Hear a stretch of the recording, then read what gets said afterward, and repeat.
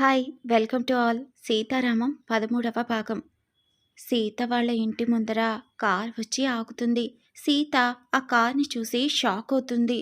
మంజులకి Ram car తెలీదు కాబట్టి Ram car నుండి దిగి వస్తుంటే అయ్యో! అల్లుడు గారే అంటుంది. సంతోషం ఓ పక్క, పెద్దింటి అబ్బాయి కాబట్టి కంగారు ఒక పక్క వచ్చేసింది. రండల్లుడు గారు రండి అంటూ పిలుస్తుంది. బాగున్నారా అత్తయ్య అంటాడు రామ్ సీత వైపే చూస్తూ. రామ్ అలా అడిగేసరికి సీత షాక్ అవుతుంది. మంజులకి కూడా షాక్తో పాటు ఆనందం కూడా కలుగుతుంది. హా, బాగున్నాను అల్లుడు గారు, మీరు ఇంట్లో అంతా బాగున్నారా, రండి కూర్చోండి అంటూ సోఫా చూపిస్తుంది. ఇంటిని ఆల్రెడీ చూశాడు. చిన్నది అని తెలుసు కానీ ఇప్పుడు పర్వాలేదు అనిపించింది. కొంచెం ఫ్రీగా ఉంది. ఆ రోజు అంతమంది మనుషులతో ఇంకా చాలా ఇరుగ్గా అనిపించింది అని మనసులో అనుకుంటూ ఉన్నాడు. రేపు నెల ఇల్లు మార్చేస్తాను అల్లుడు గారు. ప్రతిసారి ఈ అల్లుడు గారు ఏంటండి పేరు పెట్టి పిలవచ్చు. మీరు నాకంటే పెద్దవాళ్ళు, మా అమ్మ లాంటి వారు అన్నాడు. అయినా ఇల్లు బాగానే ఉంది, ఎందుకు మారుస్తాను అంటున్నారు? అయినా మీరెందుకు అసలు ఇక్కడ ఒంటరిగా ఉండడం, వచ్చి మాతో పాటే ఉండొచ్చు కదా అన్నాడు రామ్. ఆ మాట అనేసరికి మంజులకు చెప్పలేని ఆనందం. సీతకు కళ్ళు గిర్రుమని తిరిగాయి. ఈయనేంటి ఇలా మాట్లాడుతున్నాడు?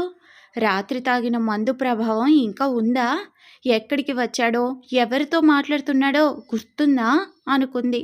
పర్వాలేదు బాబు, నాకు ఇక్కడ ఉండడమే ఇష్టం అని చెప్తూ ఇప్పుడే వస్తాను బాబు.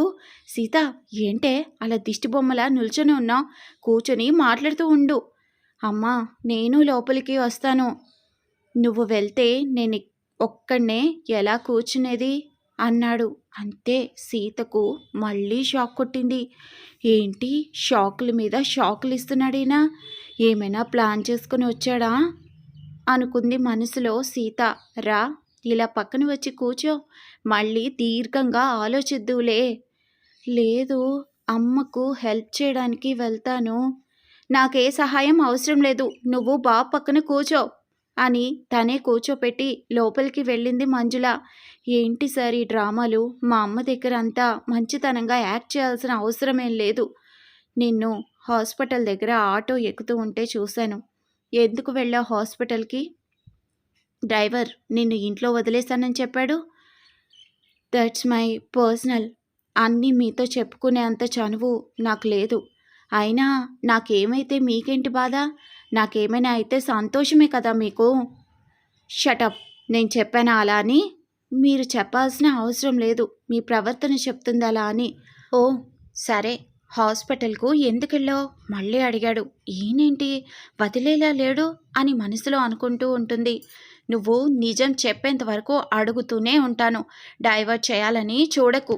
అది మా ఫ్రెండ్కి హెల్త్ బాగాలేదు, అడ్మిట్ అయి ఉంది, అందుకే చూసొచ్చాను. ఓ, మరి నువ్వు కలిసిన డాక్టర్ని నేను కలిస్తే వేరేలా చెప్పింది. ఒక్కసారిగా పెద్ద షాక్కి గురైంది.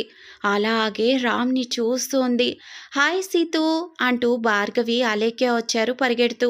కానీ పక్కన ఉన్న రామ్ని చూసి ఇద్దరూ ఆగిపోయారు. సీతకు వాళ్ళ పరిస్థితి అర్థమై, హాయ్, ఏంటి ఆగిపోయారు, రండి అంటూ వాళ్ళ దగ్గరికి వెళ్ళి ఇద్దరిని హత్తుకుంది. ఏంటే ఈ పులిని కూడా తీసుకొని రావాలా అంటుంది భార్గవి. పులి కాదే, పిల్లి శంఖలో పెట్టుకొని రావాలా అని అడుగుతుంది ఆలు. హే ఆపు, నేను తీసుకొని రాలేదే, నాకే తెలియకుండా వచ్చేశారు. ఇలా వాళ్ళు మాట్లాడుకుంటూ ఉంటే ఇంకా ఎంతసేపు హత్తుకొని చెవులు కొరుక్కుంటారు? వచ్చి కూర్చుని ఫ్రీగా మాట్లాడుకోండి అన్నాడు రామ్. మీరు రావణాసురుల్లా కూర్చునుంటే మేమెలా ఫ్రీగా మాట్లాడుకునేది అని వినిపించినట్లు అన్న ఆలు రామ్కి ఆ మాటలు వినిపించి, మిస్ ఆలు కమ్ హియర్. ఏమో అంటున్నారు, దగ్గరికి వచ్చానండి. నన్ను ఎవరు పడితే వాళ్ళు ఆలు పాలు అని పిలిస్తే నచ్చదు అంది గట్టిగా ఆలు. ఏంటే ఆ మాటలు అంటూ వెనకాల నుంచి అరుపు. ఆలు తల్లి, అలాగేనా నీ ఫ్రెండ్ భర్తతో మాట్లాడేది, క్షమించమని అడుగు. ఆ అరుపుకి లోపలున్న మంజుల కూడా బయటకి వస్తుంది. అయ్యో, ఇంత చిన్న విషయానికి సారీ ఎందుకులే ఆంటీ, చిన్నపిల్ల అలాగే మాట్లాడుతుంది, మనం పట్టించుకోకూడదు కదా ఆలు అలియాస్ అలేఖ్య అన్నాడు. భార్గవికి నవ్వు ఆపుకోవడం చాలా కష్టంగా ఉంటుంది రామ్ మాటలకు. ఎంత మంచి భర్త దొరికాడు మా సీతకి తగ్గట్టు రాముడు. హా, అవునవును, రాముడే. అది ఒక యుగంలో, మరొక యుగంలో కృష్ణుడు కూడా. హే, ఏమైంది నీకు? ఎందుకు అలా మాట్లాడుతున్నావు అని మళ్ళీ అరిచింది ఆలు తల్లి. నువ్వు చెప్పింది కరెక్టే. ఎంతమంది గోపికల చుట్టూ తిరిగినా గుండెలో పదిలంగా రాధని మాత్రమే దాచుకున్నాడు. రామ్ అన్న మాటలకు, ప్రవర్తనకి ఇంట్లో వాళ్ళు కొంచెం షాక్ అయితే, సీత మాత్రం అసలు ఈ మనిషి రామేనా అని అనుమానంగా చూస్తోంది. హాయ్ ఆల్ అంటూ ఒక అరుపు డోర్ దగ్గర. వచ్చాడు స్వామి, ఇక నువ్వే నన్ను కాపాడాలి అనుకుంటుంది మనసులో ఆలు. ఇంకెవరు వచ్చింది? సుధీర్. నువ్వేంట్రా ఇక్కడ అన్నాడు రామ్. మహేష్ పంపించాడు నీకు తోడుగా అన్నాడు ఆలుని చూస్తూ పళ్ళన్నీ పైకి కనిపించేలా నవ్వుతూ. చిచే అని విసుక్కుంటుంది ఆలు. వెంటనే మంజుల, రండి బాబు లోపలికి, సరోజ నువ్వు కూడా నాతో కాస్త లోపలికి రావా అంటూ కంగారు పడింది. చూడండి అత్తయ్య, మేం వచ్చింది ఇద్దరమే, మీరు హడావిడి పడాల్సిన అవసరం లేదు. ఏరా టిఫిన్ తిన్నావా? రామ్ మాటలకు, అత్తయ్య అన్న పిలుపుకి సుధీర్ షాక్లో ఉంటాడు. రే సుధీర్, నిన్నే. నేను తినేశాను, పూరి విత్ ఆలు కుర్మా అన్నాడు ఆలునే చూస్తూ. సరే, మీరు నాకు సీతకు మాత్రం ఏముంటే ఆ టిఫిన్ తీసుకొని రండి, నాకు చాలా ఆకలి వేస్తోంది అన్నాడు. సరే బాబు అంటూ లోపలికి వెళ్ళింది మంజుల. వచ్చి కూర్చోండి రామ్ అన్న భార్గవి పిలుపుకి కూర్చుంటాడు. నేను లోపలికి వెళ్తాను, టిఫిన్ తీసుకొని రావడానికి కిచెన్లోకి ముగ్గురెందుకు సిస్టర్, ఆల్రెడీ ఇద్దరు లోపలే ఉన్నారు. నన్ను చూసి ఎందుకంత కంగారు పడతారు? వచ్చి కూర్చొని మీ ఫ్రెండ్తో సరదాగా మాట్లాడండి అన్నాడు రామ్. వాళ్ళ కంగారు నిన్ను చూసి కాదనుకుంటా, నీ మాట తీరుకనుకుంటా అన్నాడు సుధీర్. కానీ సుధీర్కి మాత్రం రామ్ని చూస్తుంటే పాత రామ్ లాగా కనిపించాడు. రేయ్ నువ్వాపు, రండి సిస్టర్, వచ్చి కూర్చోండి, ఫ్రీగా ఉండండి అన్నాడు రామ్. భార్గవి రామ్ ప్రవర్తనకు మాటకు లైట్గా నవ్వుతూ వెళ్ళి సీత పక్కన కూర్చుంటుంది. మీరు రెండాలు, ఓ సారీ, మీకు అలా నేను పిలవడం ఇష్టం లేదు కదూ. అలేఖ్య, వచ్చి కూర్చో. పర్వాలేదు, నేను నిలబడే ఉంటాను. అయ్యో ప్లేస్ లేదనా, ఇలా రండి, నా పక్కన ఉంది అన్నాడు సుధీర్. అలేఖ్య కోపంగా చూస్తుంది. అంతే, తల దించేస్తాడు ఆ చూపుల సెగని తట్టుకోలేక. ఎందుకు ఈ అమ్మాయికి ఇంత కోపం అని మనసులో అనుకుంటాడు. ఆలు వెళ్ళి బెడ్రూమ్లో ఉండే ఒక చిన్న చైర్ని తీసుకొని భార్గవి పక్కన వేసుకొని కూర్చుంటుంది. ఇంతలో టిఫిన్ ప్లేట్స్ తీసుకొని వస్తారు మంజుల. సీతకు రామ్కి ఇస్తారు. వాళ్ళు తింటూ ఉంటారు. మీరు ఇలా రండి, కొంచెం బయటకు వెళ్ళి వద్దురు అని ఆలు తల్లి సరోజ పిలుస్తుంది భార్గవిని ఆలుని. ఆంటీ, నాకు కూడా ఏమైనా పని చెప్పండి, నేను చేస్తాను, నన్ను మీ ఇంట్లో అబ్బాయిలాగానే అనుకోండి అన్నాడు సుధీర్ లేచి నిలబడి.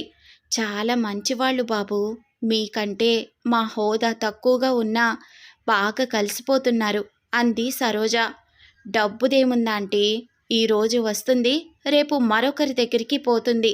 మనుషులు కనీసం కొన్ని రోజులైనా మన దగ్గర ఉంటారు అన్నాడు సుధీర్. హహ, భలే చెప్పారు, నిజమే, మనుషులు కొన్ని రోజులు మాత్రమే మన దగ్గర ఉంటారు అని ఆలు వెట్టకారంగా అనేసరికి, ఏ ఆలు నువ్వాపు, భార్గవి, నీకు మీ ఆయన ఆఫీస్కి పంపించే పనిలేదా? ఆ పని అయిపోయాక రా, ఇప్పుడు వెళ్ళు అంటుంది సరోజ. సరే అంటూ భార్గవి వెళ్ళిపోతుంది. నేను వెళ్తాను అనేసరికి, నువ్వెక్కడికి వెళ్తావు, నువ్వు ఈ బాబుతో అంటుండగా, ఆంటీ నా పేరు సుధీర్, అలాగే పిలవండి. సరే సుధీర్ బాబు, సుధీర్తో వెళ్ళి మార్కెట్లో ఏమేం కావాలో ఆ లిస్టులో రాసి ఉన్నాను, అవన్నీ తీసుకొని రా పో అని ఆలుతో అనేసరికి, ఏంటి నేనా, అతనితోనా, నెవర్ అంటుంది ఆలు. ఏంటండి అలా మాట్లాడతారు, నేను మనిషినే అండి అన్నాడు ఆశ్చర్యంగా సుధీర్. ఆలు చెప్పిన పని చేయి, ఎదురు తిరిగి మాట్లాడవద్దు. ఇంకా మంజుల నేను ఇక్కడ పని చేయాలి కదా, నువ్వు ఒక్కదానివే మార్కెట్కి వెళ్ళి అన్ని వస్తువులు ఎలా తీసుకొని వస్తావు? సుధీర్ సహాయం తీసుకో అని కొంచెం గట్టిగానే అరిచింది సరోజ. సరోజా, చిన్న పిల్లల్ని ఎందుకలా అరుస్తావు? నెమ్మదిగా అంది మంజుల. ఇంకా చిన్నపిల్లేంటి మంజుల? పెళ్లి చేస్తే 2 పిల్లల్ని కంటుంది మా ఆలు అంటుంది. ఆంటీ, పెళ్లి సంబంధాలు చూస్తున్నారా అంటాడు సుధీర్. ఏం, మీరు పెళ్లి చేసుకుంటారా అని గట్టిగా అరుస్తుంది ఆలు. రామ్, సీత మాత్రం ఇవేమీ పట్టించుకోకుండా వాళ్ళ పాటికి వాళ్ళు తింటూ ఉంటారు. హే సీత, ఏంటే నాకు ఈ టార్చరు, నెమ్మదిగా తింటున్నావేంటే అని కోపంగా సీత మీద చూపిస్తుంది. ఇప్పుడు ఏంటి ఆంటీ, మార్కెట్కి వెళ్ళాలి అంతే కదా, నేను ఆలు వెళ్ళి వస్తాం. వీళ్ళిద్దరూ రెస్ట్ తీసుకొనివ్వండి. అదే ఎలా కుదురుతుంది? మగవాళ్ళం మేముండగా ఆడవాళ్ళు మీరు ఎలా ఒంటరిగా వెళ్తారు? నలుగురు కలిసే వెళ్దాం అన్నాడు Ram. Okay okay, what an idea సర్జీ అన్నాడు సుధీర్ నవ్వుతూ. అయ్యో, అంత అవసరం లేదు బాబు, ఆలు చెప్పినట్లు చెయ్యి. ఈ ఒక్క రోజుకి సుధీర్తో వెళ్ళు. ఇంటికి వచ్చిన అల్లుడితో పనులు చేయించడం మంచి సంస్కారం కాదు, ప్లీజ్ అని మెల్లగా అడిగింది సరోజ బతిమాలినట్టు. సరే సరేలే, వెళ్తాను అని కొంచెం కష్టంగానే ఒప్పుకుంది ఆలు. ఆలు, సుధీర్ కలిసి మార్కెట్కి బైక్లో వెళ్దామని చెప్తే వద్దు, ఆటోలో వెళ్ళి వద్దాం అంటుంది. ఇంకేమీ చేయలేక సరే అని ఇద్దరూ ఆటోలో బయలుదేరతారు. ఇటు సీత, రామ్ టిఫిన్ తినేసి సీత బెడ్రూమ్లోకి వెళ్ళిపోతుంది. రామ్ కూడా వెనకాలే వెళ్తాడు. రామ్ వచ్చే విషయం సీత గమనించకుండా డాక్టర్ ఇచ్చిన మెడిసిన్స్ వేసుకుంటూ ఉంటుంది. ఏంటి సీత అవి అంటూ వెనకాల నుండి రామ్ గొంతు. కంగారులో చేతిలో ఉన్న గ్లాసు కిందికి వదిలేస్తుంది సీత. ఏమీ లేదు సార్, జస్ట్ బ్లడ్ తక్కువగా ఉంది, అందుకే టాబ్లెట్ ఇచ్చారు డాక్టర్ అని అబద్ధం చెప్తుంది. రామ్ సీత దగ్గరకు ఒక్కో అడుగు వేస్తున్నాడు మెల్లగా. సీతకెందుకో గుండె వేగం పెరిగిపోతుంది. మొదటిసారి ఇలా జరగడం. సీత దగ్గరికి వచ్చి మొహానికి అడ్డుపడుతున్న సీత కురులను చెవి వెనక్కి వేసి తనని చూస్తూ, నన్ను చూడు అంటాడు. సీతకు చెమటలు పడుతున్నాయి. మెల్లగా తలపైకెత్తి రామ్ వైపు చూస్తుంది. నా కళ్ళల్లోకి చూసి చెప్పు అన్నాడు రామ్. ఏం చెప్పాలి సార్? నిజం అన్నాడు. నిజమే చెప్తున్నాను. అబద్ధం చెప్తున్నావు అని నేనంటున్నాను. అయితే నిజం మీకు తెలుసా? తెలుసు. తెలిస్తే మళ్ళీ నన్నెందుకు అడగటం? కరెక్టే. సీత ఒక లిక్ ఇచ్చుకుంటుంది రామ్ వైపు. ఇలా కూర్చో అని రామ్ కూడా బెడ్పై కూర్చుంటాడు. నీ మీద నాకు కోపం ఏమీ లేదు సీత, నా పరిస్థితి అలా ఉంది. నేను నా గతంలో అంటే 1 ఇయర్ బ్యాక్ ఎలా ఉండేవాడినో తెలుసా? కానీ ఇప్పటి రామ్ వేరే. అది ఒక అమ్మాయి వల్ల నా జీవితం ఇలా మారిపోయింది. ఆ బాధని, మోసాన్ని తట్టుకోలేక నేనిలా తాగుడికి బానిసనయ్యాను. అలవాటు పడిపోయాను. ఆ అలవాటు కారణంగా నీకు అన్యాయం జరిగింది. నేను చేసింది తప్పు అని ఒప్పుకోవడానికి మనసు రాలేదు. ఎందుకంటే నువ్వు అమ్మాయివి కాబట్టి. నాకు తెలియకుండానే నన్ను మోసం చేసిన ఆ అమ్మాయి మీద కోపం మిగిలిన అమ్మాయిల మీద ద్వేషంగా పెరిగింది. అది కరెక్ట్ కాదని నాకు తెలుసు. కానీ ఏం చేసేది సీత? ఆ మోసాన్ని మర్చిపోలేకపోతున్నాను. భయం వేస్తుంది. ఈ లోకంలో నేను ప్రేమించింది అమ్మ, నాన్న, మహేష్, సుధీర్, వీళ్ళే నా లోకం. వీళ్ళందరికంటే నేను ప్రేమించిన అమ్మాయి తనే నా లోకంగా బ్రతికాను. తన నటనతో ప్రేమిస్తున్నట్లు నన్ను ఏమార్చింది. ఇప్పుడు నిజమైన మనుషుల్ని కూడా నేను నమ్మలేకపోతున్నాను. మా అమ్మ నాన్నల మీద కోపం నా మీద పగగా మార్చుకున్నారు అంటూ చెప్పుకొచ్చాడు. ఎవరు సార్? చనువు తీసుకుంటున్నా అని అనుకోకపోతే అసలు మీ జీవితంలో ఏం జరిగిందో నేను తెలుసుకోవచ్చా అని అడుగుతుంది సీత. చెప్పే రోజు ఈరోజు కాదు, కానీ ఖచ్చితంగా తొందరలోనే తెలుసుకుంటావు. మీ అమ్మ దగ్గరికి వచ్చావు, సంతోషంగా గడుపు ఈ రోజుని అంటాడు రామ్. మనం మన ఇంటికి వెళ్ళాక దీని గురించి మాట్లాడుకుందాం అని అంటూ ఉండగానే రామ్కు ఒక కాల్ వస్తుంది. ఎక్కువగా ఆలోచించి ఆరోగ్యం పాడు చేసుకోకు అంటూ సీత కళ్ళల్లో నీళ్ళని కింద జారనివ్వకుండా ఆపేశాడు. ఇప్పుడే వస్తాను, చెప్పు మహేష్ అంటూ బయటకు వెళ్తున్న రామ్ని చూస్తూ కళ్ళల్లో నీళ్లు ఆగడం లేదు సీతకు. మార్పు మొదలైందా అనుకుంటూ సంతోషంతో మనసు గంతులు వేస్తుంది. అంతలోపే ఈయన జీవితంలో ఏం జరుగుంటుంది అనే ఆలోచనలు సీతను ఉక్కిరిబిక్కిరి చేస్తున్నాయి. ఆ ఆలోచనలతోనే సీత ఉంది. ఇక మరొక వైపు, "ఏంటండి మీరెప్పుడు ఇంత కోపంగానే ఉంటారా?" అని అడుగుతున్నాడు సుధీర్. ఆటోలో కూర్చున్న ఆలు వైపు చూస్తూ. "లేదు, కొంతమంది మానవుల్ని చూస్తే చిరాకు వేసి వాళ్ళ మీద మాత్రమే కోపం వేస్తుంది" అని చిరాగ్గా మొహం పెట్టి సుధీర్ మొహాన్ని చూస్తూ చెప్పింది. పాపం సుధీర్ బిక్క మొహం పెట్టాడు. ఇక ఏం జరగబోతుందో రానున్న ఎపిసోడ్స్‌లో తెలుసుకుందాం.